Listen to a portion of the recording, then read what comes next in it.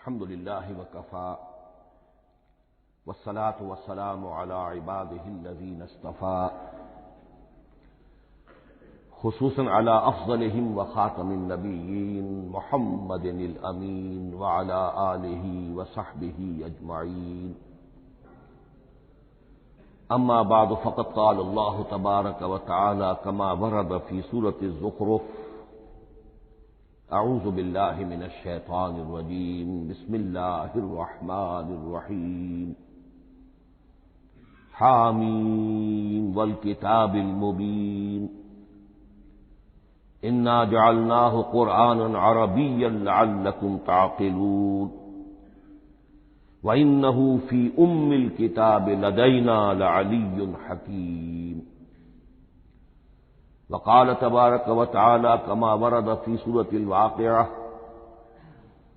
فلا اقسم بمواقع النجوم وإنه لقسم لو تعلمون عظیم انه لقرآن کریم فی کتاب مکنون لا يمسه إلا المطهرون تنزيل من رب العالمين وقال عز وجل كما ورد في آخر سورة الفجر بل هو قرآن مجيد في لوح محفوظ صدق الله العظيم رب اشرح لي صدري ويسر لي أمري واحلل عقدة من لساني يفقهوا قولي اللهم ربنا الہمنا رشدنا واعذنا من شرور انفسنا اللهم ارنا الحق حقا وارزقنا اتباعه وارنا الباطل باطلا وارزقنا اجتنابه اللهم ارحمنا بالقرآن العظيم واجعله لنا اماما ونورا وهدى ورحمة اللهم ذكرنا منه ما نسينا وعلمنا منه ما جهلنا وارزقنا تلاوته آناء الليل وآناء النهار واجعله لنا حجة يا رب العالمين آمین۔ آج شعبان معظم کی 28ویں شب ہے اور ہم ماہ رمضان مبارک کے دوران نماز تراویح کے ساتھ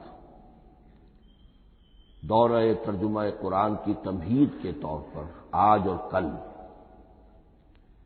تعارف قرآن کے ضمن میں بعض چیزوں پر غور کریں گے تاکہ اثناء دورہ ترجمہ قرآن یہ چیزیں آپ کے ذہن میں ایک پس منظر کے طور پر موجود رہیں۔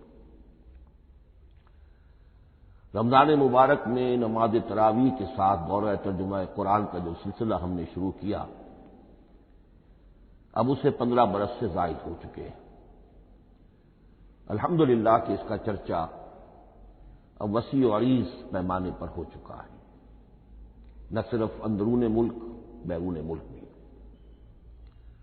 اس دوران میں خود میں نے جہاں تک مجھے یاد پڑتا ہے کم سے کم 6 مرتبہ دورہ ترجمہ قرآن کی تکمیل کی سعادت حاصل کی ہے۔ 2 مرتبہ اس سے قبل کراچی میں، 3 مرتبہ لاہور میں، 1 مرتبہ ملتان میں، 1 مرتبہ ابوظہبی میں۔ اور اس سال جو میں اپنی اب ضعیفی اور اپنے علالت کے باوجود یہ ہمت کر رہا ہوں اس کا ایک خاص سبب ہے، اور وہ یہ کہ اللہ کے فضل و کرم سے بعض صورتیں ایسی پیدا ہوئیں کہ کیبل ٹی وی پر میرے ان دروس قرآن یا دورہ ترجمہ قرآن کے کیسٹ دکھائے گئے بھارت میں، اور وہیں سے یہ درخواست بھی موصول ہوئی کہ ہم چاہتے ہیں کہ اسے سیٹلائٹ پر ٹیلی کاسٹ کرائیں، لیکن اس کے لیے اس کی جو ریکارڈنگ ہے اس کا معیار بہتر ہونا چاہیے۔ تو اس ضرورت کو پورا کرنے کے لیے میں یہ ہمت کر رہا ہوں، اگرچہ اب جو بھی عمر کی سطح ہے ومن نعمرہ ننکسہ فی الخلق، میری یادداشت بھی اتنی شارپ نہیں رہی ہے جتنے پہلی تھی، استحضار جو کراس ریفرنسز کا ہے وہ بھی اب اتنا نہیں ہے جتنا کہ پہلے تھا، اور کبھی کبھی میری زبان لڑکھڑاتی بھی ہے۔ ان تمام معذوریوں کے باوجود اس ایک اہم ضرورت کے تحت میں نے یہ ارادہ کیا۔ میں خود بھی اللہ سے دعا کرتا ہوں، آپ بھی اللہ سے دعا فرمائیں کہ اس ارادے کی تکمیل ہو جائے اور اس سلسلے کو اللہ تعالیٰ اپنے کلام پاک کے پیغام اور علم اور حکمت کی ایک بڑے پیمانے پر پورے عالم انسانیت میں پھیلانے کا ذریعہ بنا دے۔ تعارف قرآن کے ضمن میں سب سے پہلی بات جو سمجھنے کی ہے وہ یہ کہ قرآن مجید کے بارے میں ہمارا اجمالی عقیدہ کیا ہے۔ یہ 3 جملوں پر مشتمل ہو سکتا ہے۔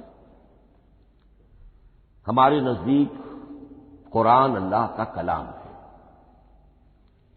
جو محمد الرسول اللہ صلی اللہ علیہ وسلم پر نازل ہوا، اور تیسرے یہ کہ یہ مکمل محفوظ شکل میں موجود ہے بنوعاً، اس میں نہ کوئی تحریف ہوئی ہے نہ کوئی تبدیلی ہوئی ہے۔ یہ کم سے کم 3 اجزاء ہیں ہمارے عقیدے کے قرآن مجید کے بارے میں۔ لیکن اب اس کی کچھ علمی توضیحات۔ سب سے پہلے یہ کہ کلام ہونا، اس کا اللہ کا کلام ہونا، اس لیے کہ آپ کے علم میں ہے یہ تورات جو حضرت موسیٰ علیہ السلام کو دی گئی تھی وہ لکھی ہوئی شکل میں پتھر کی تختیوں پر لکھی ہوئی صورت میں دی گئی تھی، اور قرآن مجید کی تنزیل جو محمد رسول اللہ صلی اللہ علیہ وسلم پر ہوئی ہے وہ ایک مختلف صورت میں ہوئی ہے۔ اس کو قرآن مجید خود اللہ کا کلام قرار دیتا ہے۔ چنانچہ سورہ توبہ کی آیت ہے، آیت نمبر 6، وَإِنْ أَحَدٌ مِّنَ الْمُشْرِكِينَ اسْتَجَارَكَ فَأَجِرْهُ حَتَّى يَسْمَعَ كَلَامَ اللَّهِ ثُمَّ أَبْلِغْهُ مَأْمَنَهُ۔ جب ہجرت کے 9ویں سال آخری وارننگ دی گئی تھی مشرکین عرب کو کہ اب صرف تمہیں چند مہینے کی مہلت دی جا رہی ہے، اس دوران میں آخری فیصلہ کر لو اسلام قبول کرنا ہے یا نہیں، اس لیے کہ اس کے بعد مشرکین عرب کے لیے کوئی رعایت نہیں ہوگی، جو لوگ اسلام قبول نہیں کریں گے انہیں تہہ تیغ کر دیا جائے گا۔ فَإِذَا انْسَلَخَ الْأَشْهُرُ الْحُرُمُ فَاقْتُلُوا الْمُشْرِكِينَ حَيْثُ وَجَدتُّمُوهُمْ۔ جب یہ مہلت ختم ہو جائے تو ان مشرکین کا قتل عام کرو۔ اس کی وضاحت پھر جب سورہ توبہ ہم پڑھیں گے تو اس وقت ہوگی، اس وقت یقیناً ذہن میں کچھ اشکالات آئیں گے، لیکن اس وقت اس ضمن میں تفصیلی بحث کا موقع نہیں۔ اب اس میں ایک استثناء رکھا گیا کہ ایک مشرک ہے وہ چاہتا ہے کہ اتنا بڑا چیلنج جو ہمیں دے دیا گیا تو ہمیں موقع دیا جائے کہ ہم آئیں، آپ کے پاس بیٹھیں، کچھ دن رہیں، اللہ کا کلام سنیں، آپ کیا بات منوانا چاہتے ہیں، اس کے لیے کیا دلائل ہیں، اس کو اچھی طرح سمجھیں، اس کا ہمیں موقع ہونا چاہیے۔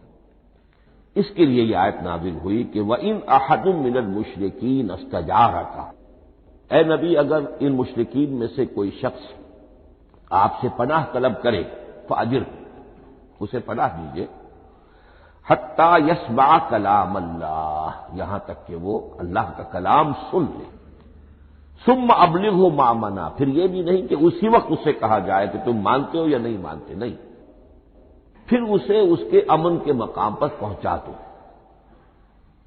یہ جو آیت ہے اس میں لفظ کلیئر آ گیا کہ قرآن مجید اللہ کا کلام ہے۔ لیکن اب اسی تل کے اوٹ میں پہاڑ والا مسئلہ ہے، ٹپ آف آئس برگ، اس کے نیچے وہ کتنا بڑا تودہ ہوتا ہے۔ کلام جو ہے اللہ تعالی کی صفت ہے، اور یہ بڑا مسئلہ گہرا ہے اور علم کلام کا ایک بڑا پیچیدہ مسئلہ ہے کہ ذات باری تعالی اور اس کی صفات کے مابین کیا ربط و تعلق ہے۔ آیا صفات ذات کا جز ہیں، جزو لا ینفک ہے، حصہ ہے، یا کچھ زائد بر ذات، جس کو علامہ اقبال نے ایک جگہ کہا ہے صفات ذات حق، حق سے جدا یا عین ذات۔ یہ ہمارے علم کلام کا ایک بڑا پیچیدہ مسئلہ ہے، لیکن یہ کہ اس میں متکلمین کا جو تقریباً اجماعی فیصلہ ہے وہ 2 لفظوں میں آتا، لا عین ولا غیر۔ اللہ کی صفات نہ تو اس کی ذات کا عین ہے نہ اس کی ذات سے غیر ہے، بہت پیچیدہ شکل ہے، اور یہ بھی اس وقت کا میرا موضوع نہیں ہے، میں صرف کسی اور موضوع کے لیے صرف حوالے دے رہا ہوں۔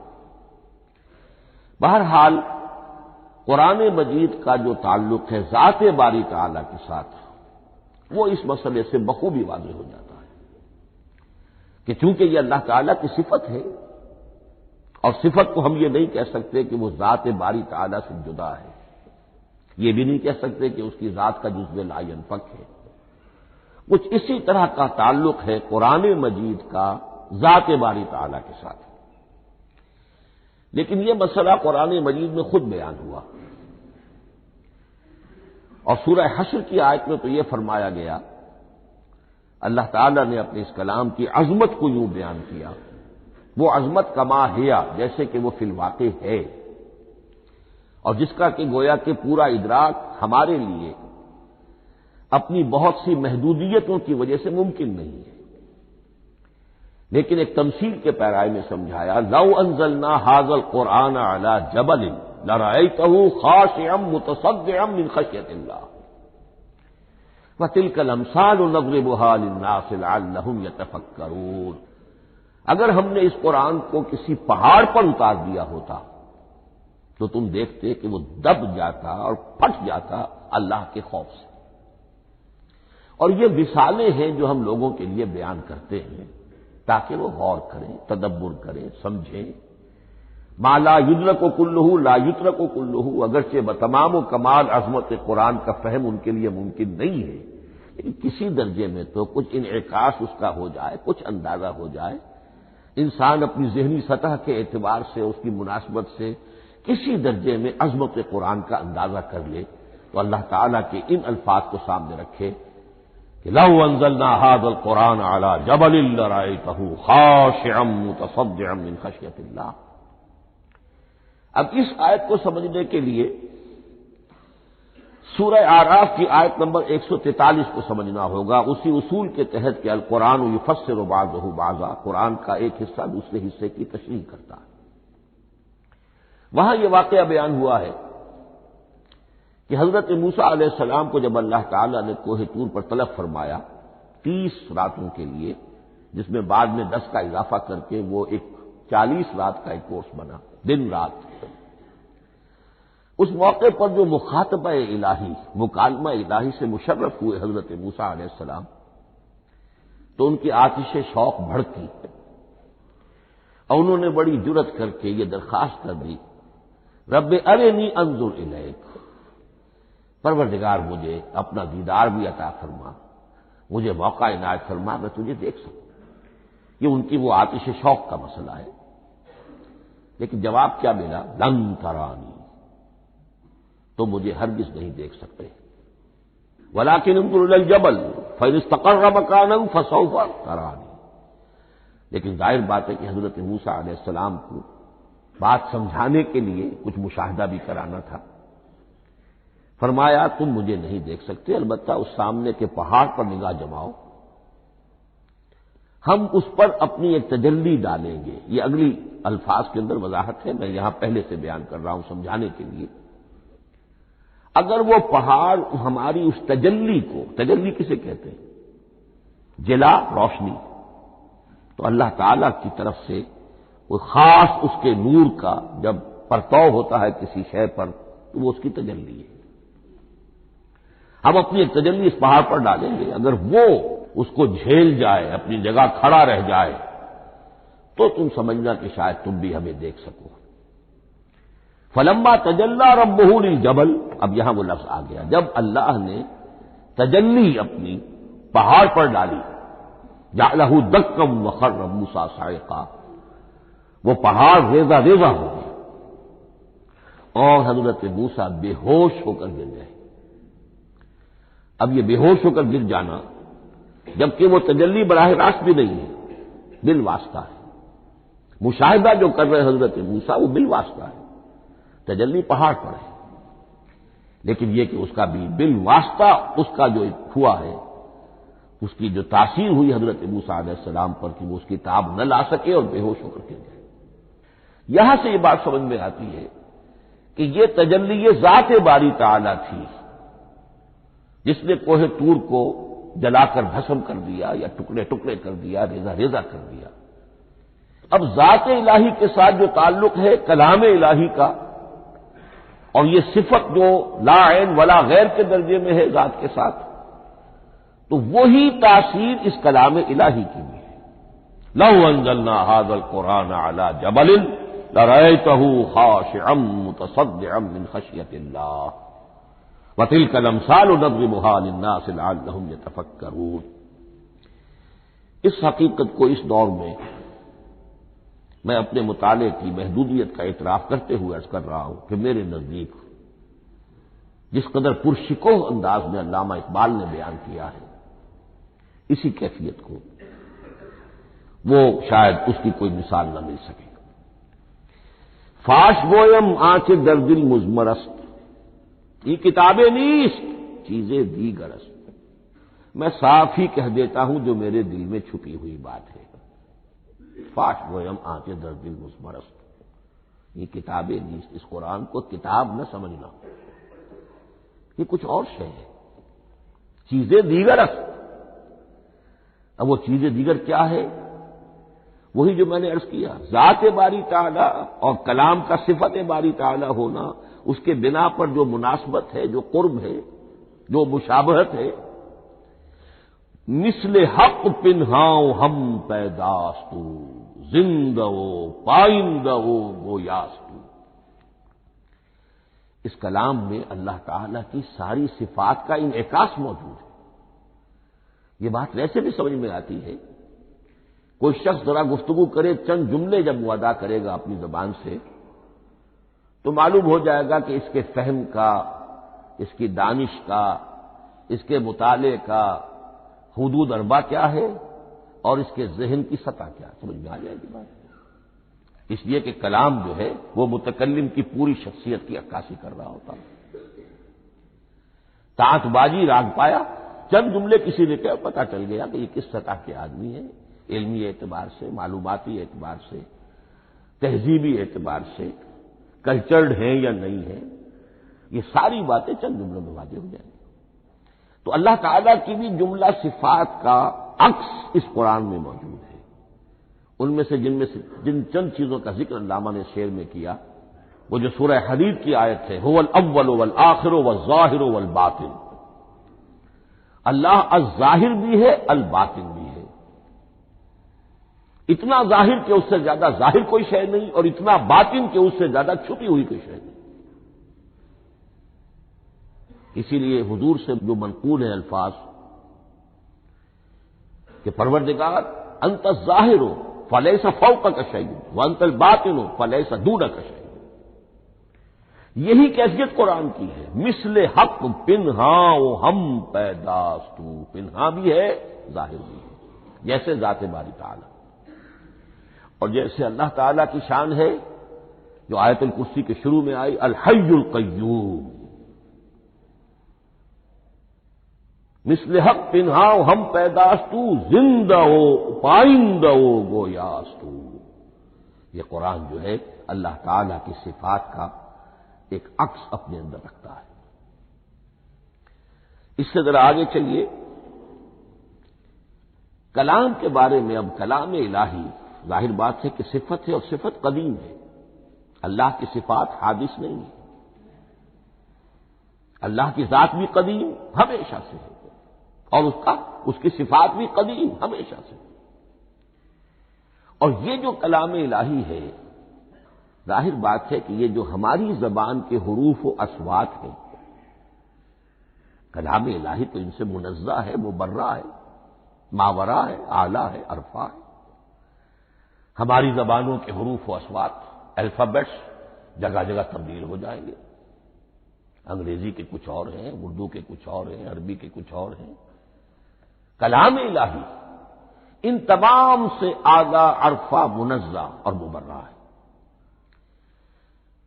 یہ کلام الہی جب بھی نازل ہوا ہے، ظاہر بات ہے حضرت موسیٰ پر اگر کتاب اتاری گئی وہ بھی علم الہی سے آئی، لیکن وہ عبرانی زبان میں آئی،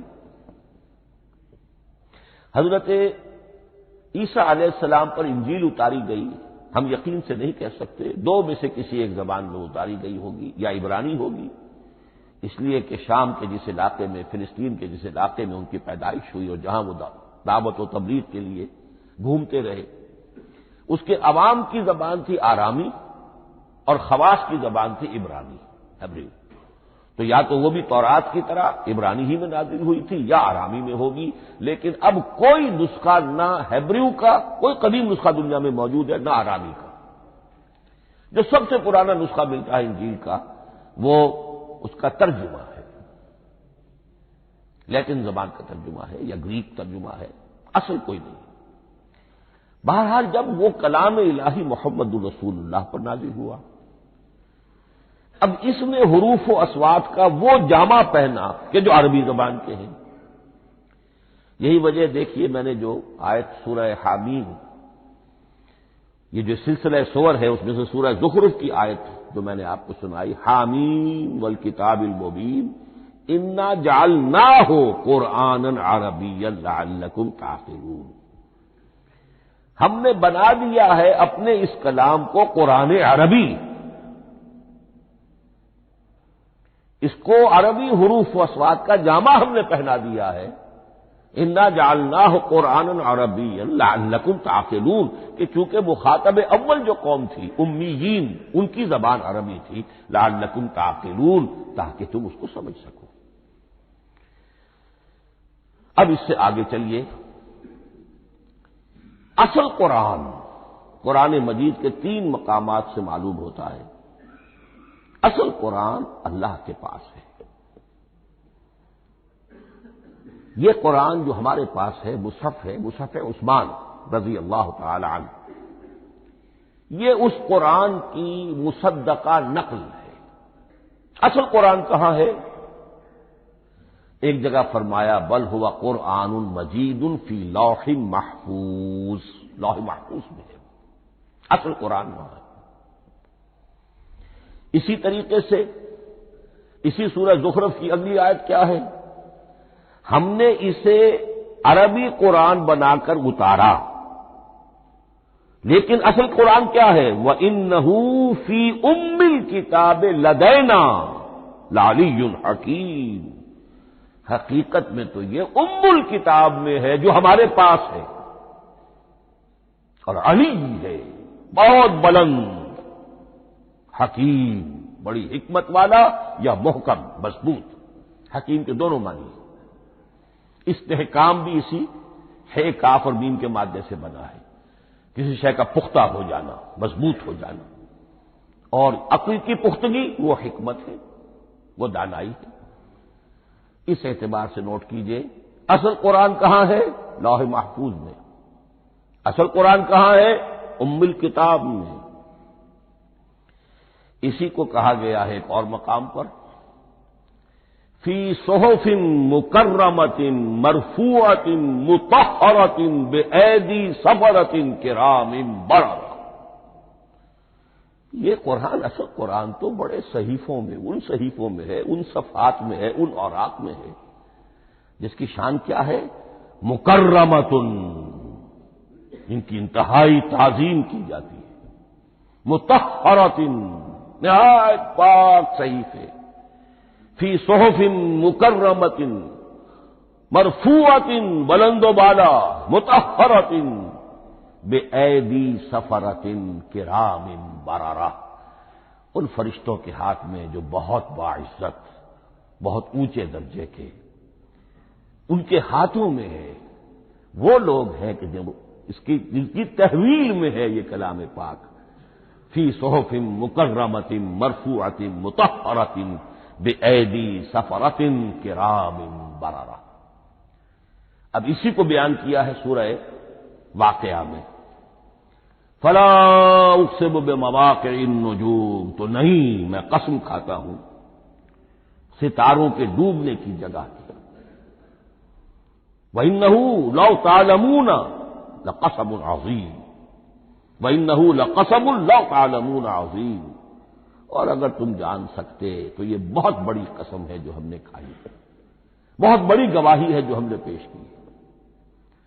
اب تدریجاً اس کا انکشاف ہو رہا ہے.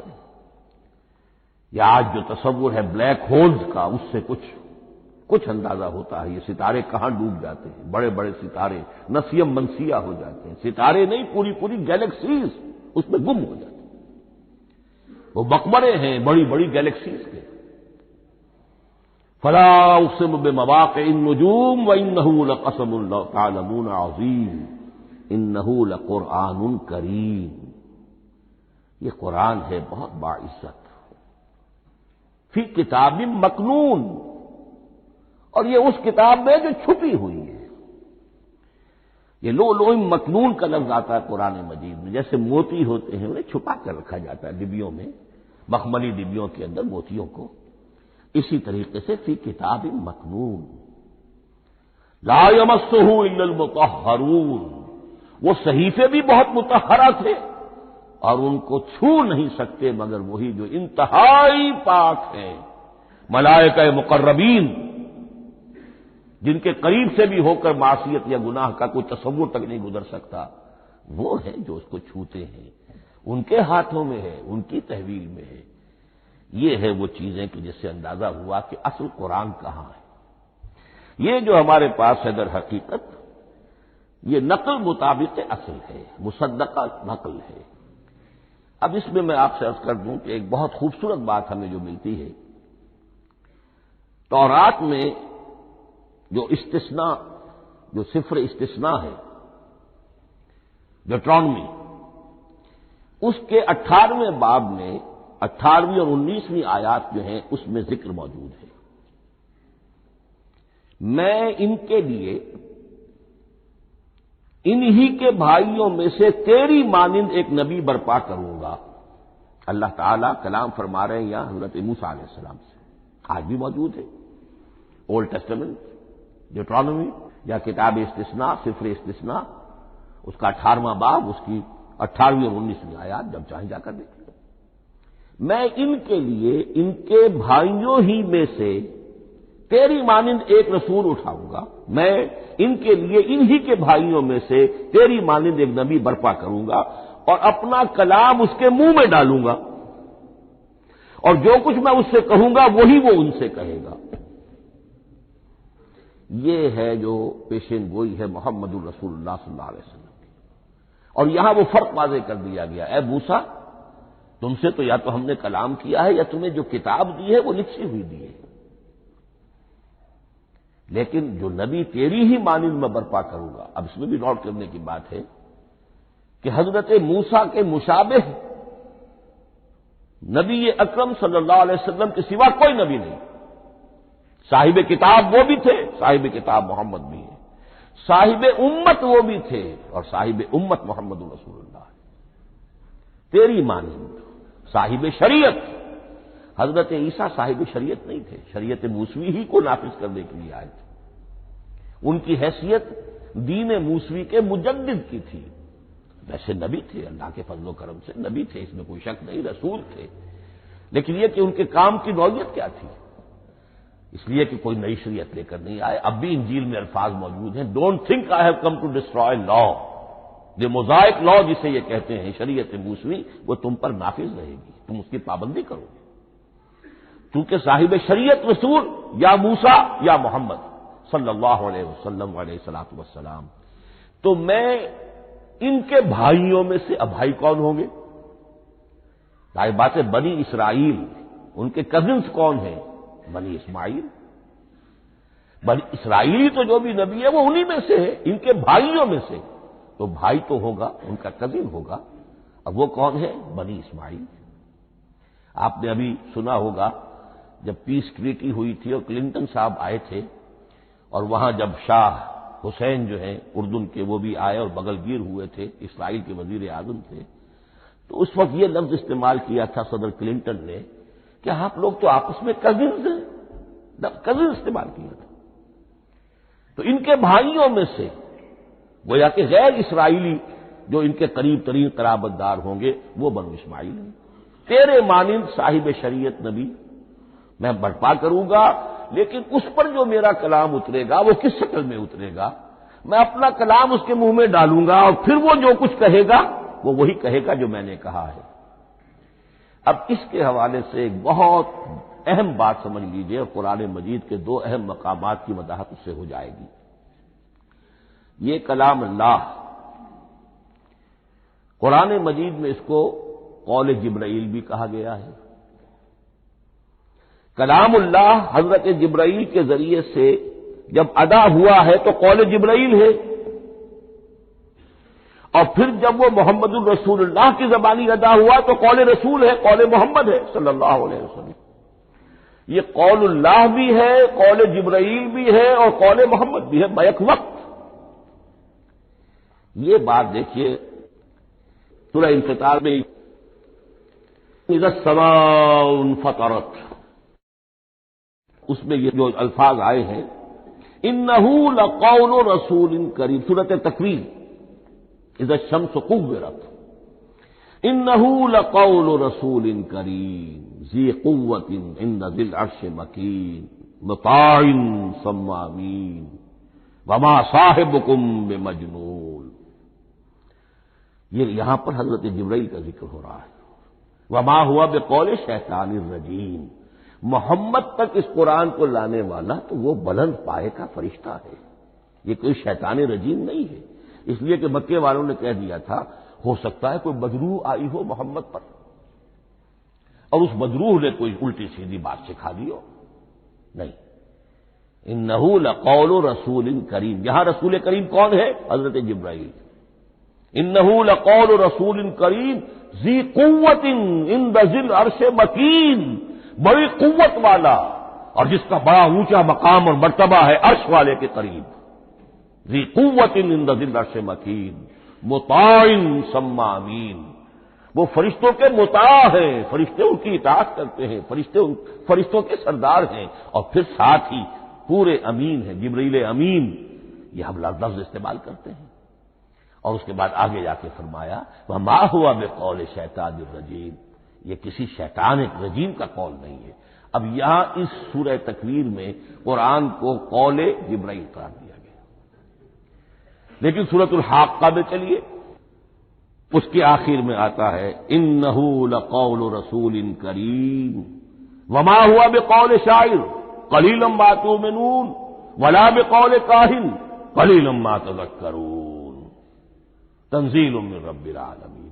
یہاں اب رسول کریم سے مراد محمد الرسول اللہ صلی اللہ علیہ وسلم، یہ کسی شاعر کا قول نہیں ہے، کسی کاہن کا قول نہیں ہے، یعنی جس کے زبانی یہ قرآن لوگوں کے سامنے آ رہا ہے۔ جبرائیل کا قول ہو کر تو محمد پر نازل ہوا صلی اللہ علیہ وسلم، لیکن اب لوگوں کے سامنے وہ قول محمد بن کر آ رہا ہے۔ انہ لقول رسول کریم وما ہوا بقول شاعر قلیلا ما تؤمنون ولا بقول کاہن قلیلا ما تذکرون تنزیل من رب العالمین۔ تو قرآن مجید کلام اللہ ہے، پھر وہ قول جبرائیل بنا جب جبرائیل نے آ کر محمد کو سنایا، اور پھر وہ قول محمد بنا جب محمد کی زبان مبارک سے لوگوں نے اسے سنا، اہل عرب نے سنا، اور پھر وہ بات پھیلتی چلی گئی۔ اب آخری بحث اس موضوع پر جو ہے وہ یہ ہے، کلام الہی کی 3 صورتیں ہیں جو قرآن مجید میں سورہ شورى کی آیت نمبر 51 میں بیان ہوئی ہے۔ وما كان لبشر ان يكلمه اللہ، کسی بشر، کسی انسان کی یہ حیثیت نہیں ہے، مقام نہیں ہے کہ اللہ اس سے کلام کرے۔ یہ نہیں کہا کہ اللہ کے لیے ممکن نہیں ہے، نہیں، اللہ کے لیے تو ہر شے ممکن ہے، لیکن کسی بشر کا یہ مقام نہیں ہے کہ اللہ اس سے کلام کرے۔ مخلوق ہے، بشر ہے۔ ما كان لبشر ان يكلمه اللہ الا اب 3 شکلیں آئیں، الا وحیا او من وراء حجاب او يرسل رسولا فيوحي باذنه ما يشاء انه علی حکیم۔ 3 صورتیں ہیں کلام الہی کی، یا تو براہ راست اللہ وحی کرتا ہے بغیر کسی فرشتے کی درمیان میں ذریعہ بنائے ہوئے، اسی کا نام الہام ہے، اسی کا نام تحدیث ہے۔ یہ غیر نبی کے ساتھ بھی ہوتا ہے، حضور نے فرمایا ہر نبی کی امت میں محدث ہوتے تھے جن سے اللہ کلام کرتا تھا، اور میری امت کا محدث عمر ہے رضی اللہ تعالی عنہ۔ محدث، محدث نہیں، محدث کے معنی ہے علم حدیث کا ماہر۔ امام بخاری محدث ہے، امام مسلم محدث ہے۔ محدث تحدیث سے مفعول بنا، جس سے بات کی جاتی ہے۔ محدث، اللہ بات کرتا ہے، اللہ دل میں ڈال دیتا ہے، القاء ہو جاتا ہے، الہام ہو جاتا ہے، کوئی فرشتہ درمیان میں نہیں، براہ راست۔ دوسری شکل کلام کی کیا ہے؟ او من ورائے حجاب، یہ ہمارے علم کی حد تک صرف حضرت موسیٰ علیہ السلام کی شان ہے، استثنائی شان ہے۔ وَكَلَّمَ اللَّهُ مُوسَىٰ تَكْلِيمًا، اور موسیٰ کے ساتھ تو اللہ نے کلام فرمایا جیسے کہ کلام کیا جاتا ہے۔ فرق کیا تھا؟ من ورائے حجاب، پردہ تھا، دیکھ نہیں سکتے تھے، تبھی تو ان کی وہ آتش شوق بھڑکی تھی۔ کیا قیامت ہے کہ چلمن سے لگے بیٹھے ہیں، ساتھ چھپتے بھی نہیں، سامنے آتے بھی نہیں، کلام بھی فرما رہے ہیں، لیکن یہ کہ بات مجھے دیدار عطا کرنے کے لیے تیار نہیں، رب ارنی انظر الیک۔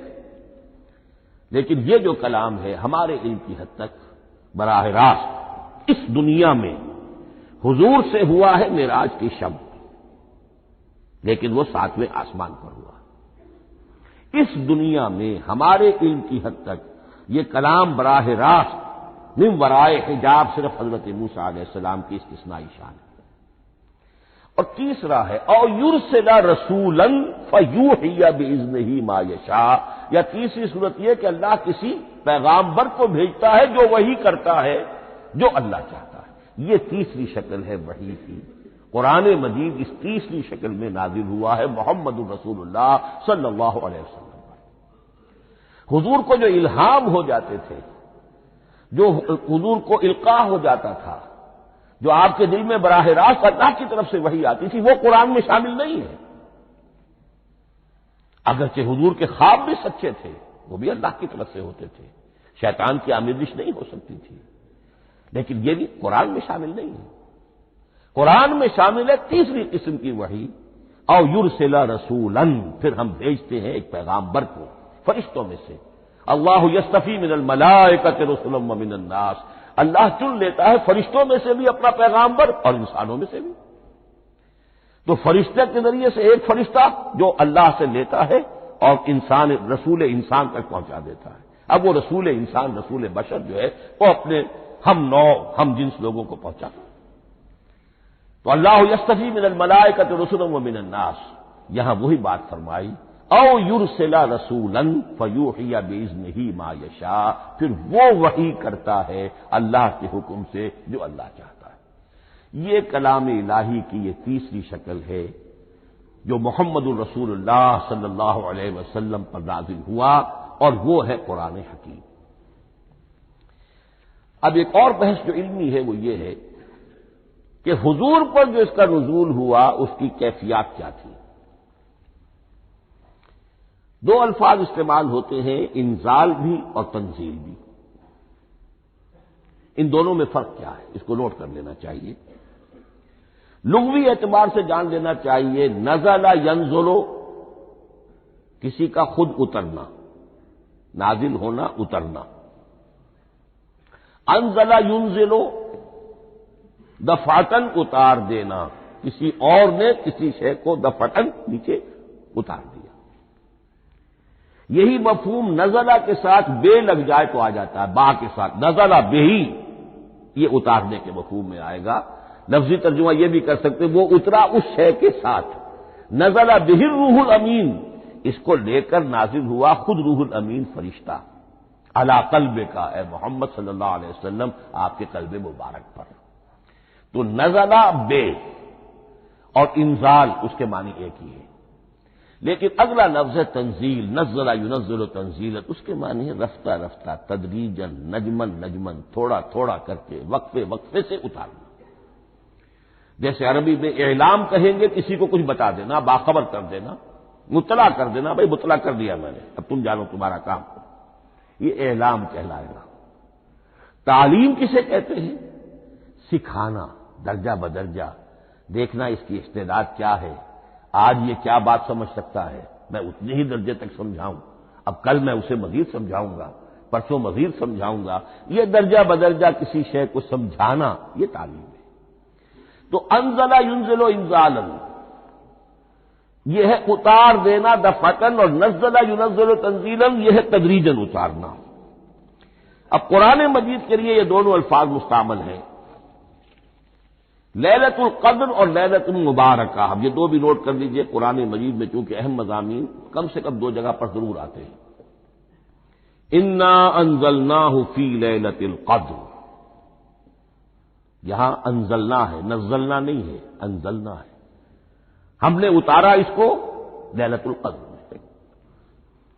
اور باقی صورت تو آپ کو یاد ہوگی، وما ادراک ما لیلۃ القدر، لیلۃ القدر خیر من الف شہر، تنزل الملائکۃ والروح فیہا باذن ربہم من کل امر، سلام ہی حتی مطلع الفجر۔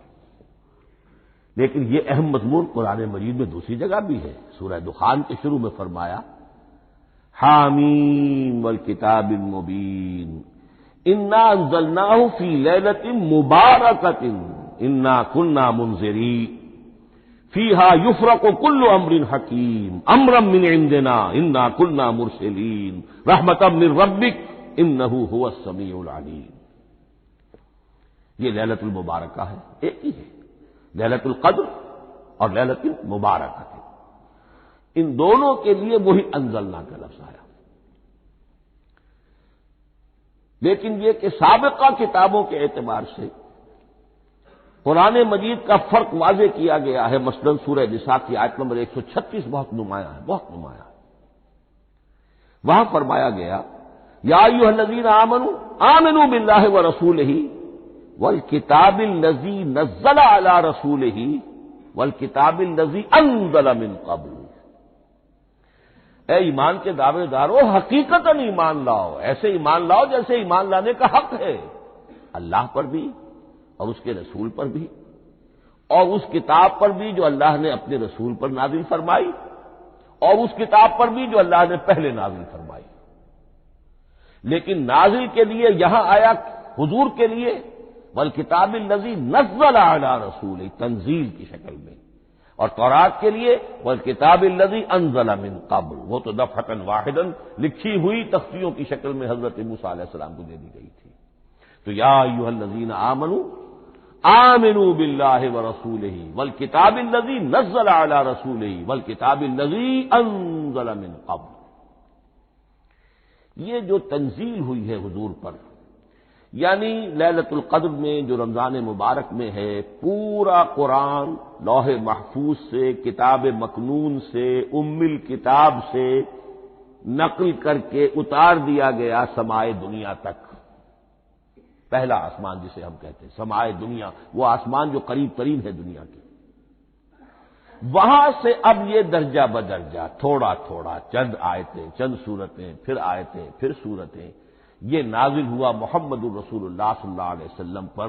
گویا کہ پہلا مرحلہ انزال کا ہے، پورا قرآن لوح محفوظ یا کتاب مکنون یا ام الکتاب سے نقل کر کے اتار دیا گیا سمائے دنیا تک۔ یہ ہے انزل ینزل انزالا، انا انزلناہ فی لیلۃ القدر انا انزلناہ فی لیلۃ مبارکہ۔ لیکن محمد الرسول اللہ پر یہ نازل ہوا اب تھوڑا تھوڑا، نجمن نجمن، درجہ بدرجہ، تدریجن، یہ ہے تنزیل۔ اس تنزیل کی حکمت قرآن مجید میں بیان ہوئی ہے، اور اس اعتبار سے کہ اہل عرب نے، اہل مکہ نے اعتراض کیا تھا کہ یہ پورا قرآن کیوں نہیں محمد ایک ہی مرتبہ پیش کر دیتے صلی اللہ علیہ وسلم۔ اس میں جو چیز مضمر تھی وہ یہ تھی کہ چونکہ یہ حقیقت میں اللہ کا کلام نہیں ہے، یہ محمد کا اپنا کلام ہے، تو کوئی شاعر دنیا میں ایسا نہیں ہے جو ایک دم اپنا پورا دیوان دے دے۔ وہ تو ساری عمر میں تھوڑا تھوڑا، آج غزل کہی، کل قصیدہ کہا، پرسوں کچھ اور کہا، پھر وہ جمع ہوتا ہے تو وہ دیوان بنتا ہے۔ اسی طریقے سے تو یہ کر رہے ہیں۔ اگر یہ اللہ کا کلام ہوتا تو بیک وقت آ جاتا۔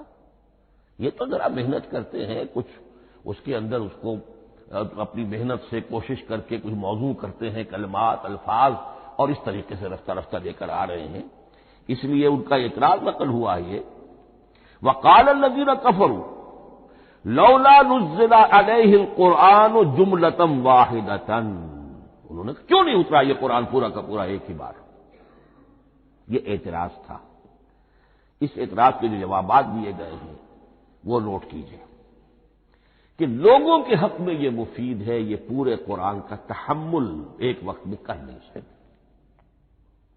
یہ پورا قرآن تو ایک ہی مرتبہ اگر پہاڑ پر بھی اتار دیا جاتا تو وہ پھٹ جاتا، دب جاتا۔ وَقُرْآنًا فَرَقْنَاهُ لِتَقْرَأَهُ عَلَى النَّاسِ عَلَى مُكْثٍ وَنَزَّلْنَاهُ تَنزِيلًا، سورہ بنی اسرائیل آیت 106۔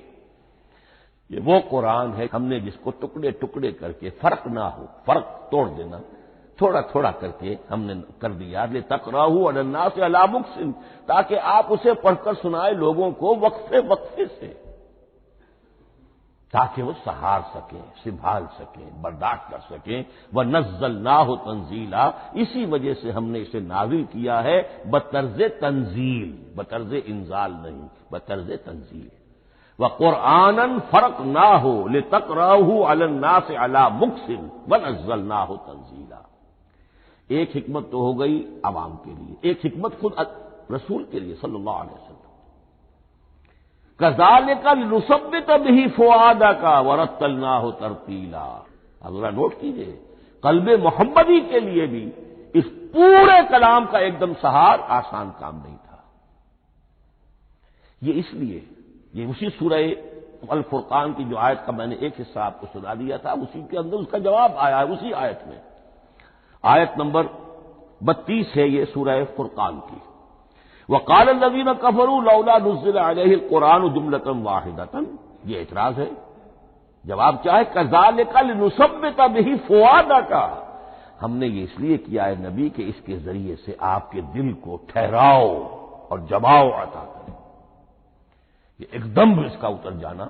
انا سنلقی علیک قولا ثقیلا، بڑا بھاری بوجھ ہے، ناقابل برداشت ہے، تاکہ رفتہ رفتہ آپ کا دل، اس کے اندر تقویت بڑھتی چلی جائے، اس کے اندر اور اس کا تحمل جو ہے اس کی صلاحیت بڑھتی چلی جائے۔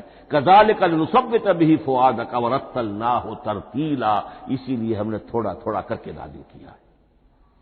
ولا یاتونک بمثل الا جئناک بالحق واحسن تفسیرا، ساتھ ہی فرمایا کہ یہ لوگ جو بھی اعتراض کریں گے ہم اس کا جواب بھی اور بہترین تعویل بھی آپ کو دے دیں گے۔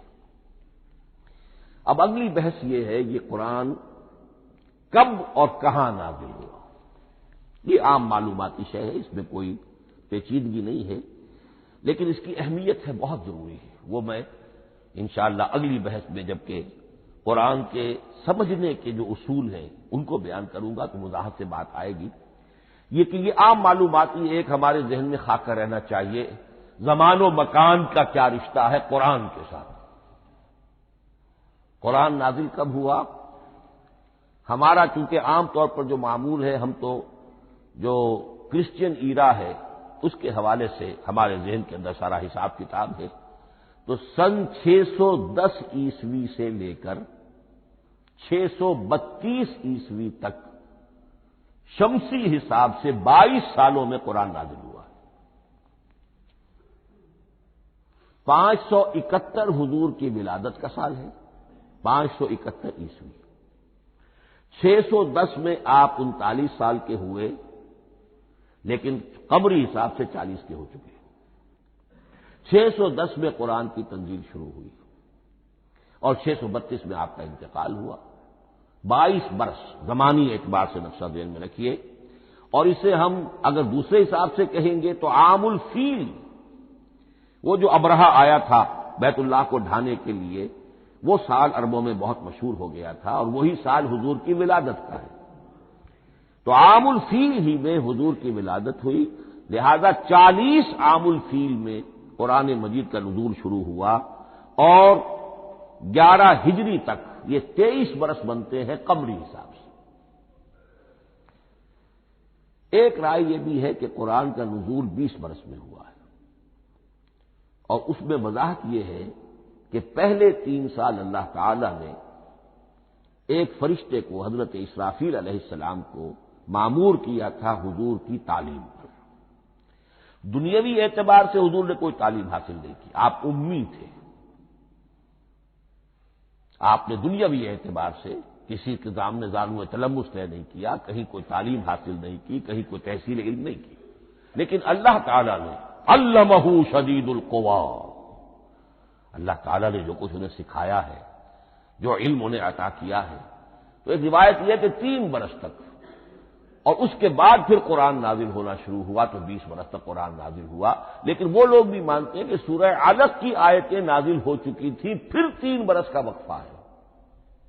سورہ علق کی آیتیں کیا ہے؟ جو پہلی وحی ہے، اقرا بسم ربک الذی خلق خلق الانسان من علق اقرا وربک الاکرم الذی علم بالقلم علم الانسان ما لم يعلم، گویا کہ بسم اللہ ہو رہی ہے محمد رسول اللہ صلی اللہ علیہ وسلم کی تعلیم کی، اور جن گھرانوں میں یہ رواج ابھی تک چل رہا ہو، بسم اللہ بچوں کی کراتے ہیں، ایک تقریب کی شکل میں منعقد کرتے ہیں، ہمارے ہاں یہ رواج تھا، اب ہم چھوڑ چکے ہیں، کہ جو تقریب بھی حضور کی اور صحابہ کی زندگیوں سے ثابت نہ ہو، ہمیں کوشش کرنی چاہیے کہ ان تقریبات کا سلسلہ منقطع کریں۔ ما انا علیہ واصحابی، ہماری تقریبات جو ہیں وہ بس وہیں تک محدود رہنی چاہیے۔ بہرحال وہ جو ایک چلتی ہے روایت، 4 سال 4 مہینے 4 دن کا بچہ یا بچی ہے تو بسم اللہ یہی آیتیں پڑھی جاتی ہیں، پڑھ تو نہیں سکتا، انگلی رکھ کر پڑھانے والا کوئی عالم دین بیٹھ جاتا ہے سامنے، وہ نہا دھو کر بچہ یا بچی بیٹھی ہوئی ہے اور اس کو اقرا بسم ربک الذی خلق خلق الانسان من علق اقرا وربک الاکرم الذی علم بالقلم علم الانسان ما لم يعلم۔ اب اس میں تو سارا پڑھنے پر زور ہے، حصول علم پر زور ہے، کسی تبلیغ کا حکم ہی نہیں، ابھی رسالت کا کوئی تذکرہ کچھ بھی نہیں، اس میں تو قیامت کا بھی کوئی ذکر نہیں۔ اب اس کے بعد روایت یہ ہے کہ 3 برس تک پھر حضرت اسرافیل دن رات حضور کے ساتھ رہے ہیں اور آپ کی تعلیم ہوئی ہے، اور پھر 3 برس کے بعد پھر وحی کا سلسلہ شروع ہوا ہے، واللہ عالم۔ لیکن یہ کہ جب سورہ اقرا نازل ہو چکی ہے، اس کی 5 آیتیں، تو وہ 3 برس بھی اس کا وقفہ شمار ہوں گے، زمانہ نزول پھر وہی 23 برس رہے گا۔ اسی کے ساتھ میں نے عرض کیا تھا کہ دوسری بات یہ کہاں نازل ہوا قرآن۔ ایک لفظ میں تو یہ سمجھ لیجئے یہ حجاز میں نازل ہوا۔ حجاز جزیرہ نمائے عرب کا ایک خاص حصہ ہے، پہاڑی سلسلہ، یوں سمجھ لیجئے، اس کو ذہن میں رکھیے، جزیرہ نمائے عرب جو ہے وہ شمال سے جنوب کی طرف چوڑا ہوتا جاتا ہے، شمال میں شام اور عراق کی طرف جاتا ہے تو وہ تنگ ہے، پھر نیچے چوڑا ہو رہا ہے۔ اس کا جو مغربی ساحل ہے، جس پر جدہ کی بندرگاہ بھی ہے، یمبو کی بھی ہے، اس کے کہیں وہ ایک میدان شروع ہوتا ہے ساحل سے، کہیں وہ بہت مختصر ہے، کہیں خاصا چوڑا ہے، اس کو کہتے ہیں تہامہ۔ پھر ایک پہاڑی سلسلہ ہے، اس کو کہتے ہیں حجاز۔ یہ پہاڑی سلسلہ جو ہے اس کے بعد جو ہے وہ نجد کہلاتا ہے، وہ سطح مرتفع ہے، پلیٹو۔ تو یہ 3 حصے ہیں جزیرہ نمائے عرب کے جغرافیائی اعتبار سے، اور حجاز کہتے بھی ہیں پردے کو، حاجزن، پردہ جو 2 چیزوں کے درمیان حائل ہو جائے، تو یوں سمجھیے کہ یہ فلیٹ ہے نجد کا، اور یہ فلیٹ ہے میدان، یہ ہے تہامہ کا، اور درمیان میں یہ پہاڑی سلسلہ کھڑا ہوا ہے، تو یہ گویا کہ ان دونوں کو جدا کر رہا ہے، یہ حجاز ہے۔ اس حجاز ہی کا شہر مکہ ہے، اس حجاز ہی کا شہر مدینہ ہے، اس حجاز ہی کا شہر طائف ہے، اس حجاز ہی کی آخری ٹپ سمجھ لیجئے تبوک ہے۔ تو حضور صلی اللہ علیہ وسلم کی پوری زندگی آغاز وحی کے بعد سے لے کر وہ اسی علاقے کے اندر، پہلے آپ مکے میں تھے، قرآن مجید کی جو صورتیں اس دور میں نازل ہوئیں یا آیتیں نازل وہ مکیات کہلاتی ہیں۔ پھر آپ نے ہجرت کی، اور ہجرت کر کے جب آپ جا رہے تھے اس دوران میں بھی کچھ قرآن نازل ہوا اثناء ہجرت میں۔ پھر آپ مدینے تشریف فرما ہوئے، اب وہ ہم کہتے ہیں مدنی قرآن، لیکن مدنی قرآن سارا مدینے میں نازل نہیں ہوا۔ آپ کبھی جا رہے کسی مہم پر، کسی جنگ کے لیے، غزوہ بدر کے لیے آ گئے ہیں، تو وہاں جو آیات نازل ہو رہی ہیں وہ مدینے میں تو نہیں ہو رہی۔ براڈ تقسیم تو یہی ہے، مکی مدنی۔ ہجرت سے قبل جو کچھ نازل ہوا وہ مکی، ہجرت کے بعد جو کچھ نازل ہوا وہ مدنی۔ لیکن صرف مدنی کہنا صحیح نہیں ہے، اثناء سفر تبوک، اتنا طویل سفر ہے آپ کا، اس کے دوران آتے جاتے قرآن نازل ہوتا رہا۔ لیکن یہ بات نوٹ کر لیجئے کہ پورا قرآن حجاز ہی میں نازل ہوا ہے، یہ تمام شہر، یہ تمام علاقہ حجاز کہلاتا ہے۔ ایک اور بحث جو ہم اسی اپنی پہلی نشست میں مکمل انشاءاللہ کر لیں گے وہ ہے محفوظیت قرآن کی بحث۔ میں نے عرض کیا تھا کہ 3 چیزوں پر ہمارا عقیدہ مشتمل ہے۔ یہ اللہ کا کلام ہے، نمبر 1، نازل ہوا محمد الرسول اللہ پر صلی اللہ علیہ وسلم، اسی لیے ہم نے کلام سے متعلق کچھ مباحث علمی گہرائی میں اتر کر وہ سمجھے، حضور پر اس کے نزول، انزال اور تنزیل کے مختلف مراحل کو سمجھا۔ اب اس کی محفوظیت کے اعتبار سے واقعہ یہ ہے کہ واحد کتاب ہے پوری دنیا میں، واحد کتاب جس کے بارے میں دشمن بھی تسلیم کرتے ہیں، چاہے وہ اسے اللہ کا کلام نہ مانے، لیکن یہ مانتے ہیں کہ بعین ہی وہ شے جو محمد نے اپنی امت کو دی تھی آج بھی امت کے پاس صحیح موجود ہے۔ ظاہر بات ہے اگر تو اسے اللہ کا کلام مانے، وہی مانے، تب تو مسلمان ہی ہو گئے۔ وہ تو یہی کہتے ہیں کہ بہرحال محمد نے چاہے خود لکھا، تصنیف کیا، جو بھی کچھ کیا اس کو چھوڑ دیجئے، لیکن جو شے محمد نے اپنی امت کو دی تھی صلی اللہ علیہ وسلم بعین ہی وہ شے موجود ہے۔ تو یہ محفوظیت قرآن کی جو ہے، جبکہ کوئی اور دنیا کی کتاب اس کی مدعی ہی نہیں، تورات والوں کا سرے سے یہ دعویٰ ہی نہیں ہے۔ وہ تورات تو گم ہو گئی تھی نبوکدنضر کے حملے کے وقت، اس کے بعد سے دنیا میں تورات کا وجود نہیں ہے، اور پھر 100 برس کے بعد اپنی یادداشتوں سے مرتب کی ہے یہ تورات جو آج ہمارے سامنے ہے۔ انجیل کا جیسا کہ میں عرض کر چکا ہوں کوئی نسخہ جو ہے نہ عبرانی کا موجود ہے نہ آرامی زبان کا ہے، دنیا کی کوئی کتاب نہیں جو دعویٰ کر سکتی ہو۔ یہ قرآن جو شروع ہوتا ہے ذالک الکتاب لا ریب فیہ، یہ دعویٰ دنیا کی کسی اور کتاب نے خود کیا بھی نہیں۔ اس کی بھی جس قدر پرشکوہ الفاظ میں علامہ اقبال نے اس کی ترجمانی کی ہے انہی کا حصہ ہے۔ حرف اورا ریب نئے، تبدیل نئے، آیش شرمندہ تعویل نئے۔ اس قرآن کے کسی حرف میں کوئی تحریف ہو جانا نہیں، امکان ہی نہیں قطعی طور پر۔ کسی لفظ کا بدل دیا جانا نہیں، حرف اورا ریب نئے، تبدیل نئے، اس میں کسی کا شک پر مبنی ہونا نہیں، آیش شرمندہ تعویل نئے۔ اس کی آیت کوئی بھی ایسی نہیں جسے تروڑا مروڑا جا سکے، یہ اپنی حفاظت خود کرتی ہے۔ لا یاتیہ الباطل من بین یدیہ ولا من خلفہ، حامیم السجدہ کی آیت نمبر 42، اس پر باطل حملہ آور ہو ہی نہیں سکتا۔ انا نحن نزلنا الذکر وانا لہ لحافظون، ہم ہی نے یہ الذکر نازل کیا ہے اور ہم ہی اس کی حفاظت کرنے والے۔ جہاں تک پہلے ٹکڑے کا تعلق ہے اس آیت مبارکہ کا، اس میں تو تورات بھی آئے گی۔ تورات کس نے نازل کی؟ اللہ نے نازل کی۔ انجیل کس نے نازل کی؟ اللہ نے نازل کی۔ انا انزلنا التوراۃ فیہا ھدی ونور، یہ سورہ مائدہ میں الفاظ ہیں۔ انجیل کے بارے میں بھی ہم نے انجیل عطا کی عیسیٰ کو، فیہ ھدی ونور، لیکن یہ کہ انا نحن نزلنا الذکر، اس کو اس قدر تاکید کے ساتھ کہہ کر وانا لہ لحافظون، اور ہم ہی اس کے محافظ ہیں۔ لیکن اس موضوع پر اہم ترین مقام جو ہے قرآن مجید کا وہ سورہ قیامہ کی یہ آیات ہے، لا تحرک بہ لسانک لتعجل بہ۔ جب قرآن نازل ہوتا تھا حضور جلدی جلدی زبان کو حرکت دیتے تھے، یاد کر لیں، مبادا کہیں بھول جاؤ، مبادا کوئی لفظ جو ہے تبدیل ہو جائے۔ یہ مشقت جو آپ جھیل رہے تھے اس سے اللہ نے روک دیا، از راہ شفقت اور محبت۔ لا تحرک بہ لسانک لتعجل بہ، ان علینا جمعہ وقرآنہ، ہمارے ذمے ہے اس کو جمع کر دینا، آپ کے سینے میں جمع کر دیں گے اس کو۔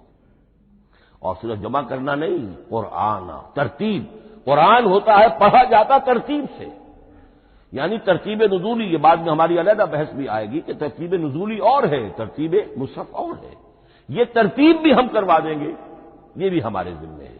ان علینا جمعہ وقرآنہ فاذا قرأناہ فاتبع قرآنہ، پھر جب ہم جس ترتیب سے پھر آپ کو پڑھائیں اسی ترتیب کی پیروی کیجیے۔ یہ جو ہے کہ قرآن کا جمع اور تدوین، یہ بھی اللہ تعالیٰ نے اس کی ضمانت لی، اور اس کی ترتیب بھی اللہ تعالیٰ ہی کی ضمانت سے ہے۔ اس اعتبار سے محفوظیت قرآن کے یہ دونوں پہلو ہمارے سامنے رہنے چاہیے۔ بارک اللہ لی ولکم فی القرآن العظیم ونفعنی وإیاکم بالآیات والذکر الحکیم۔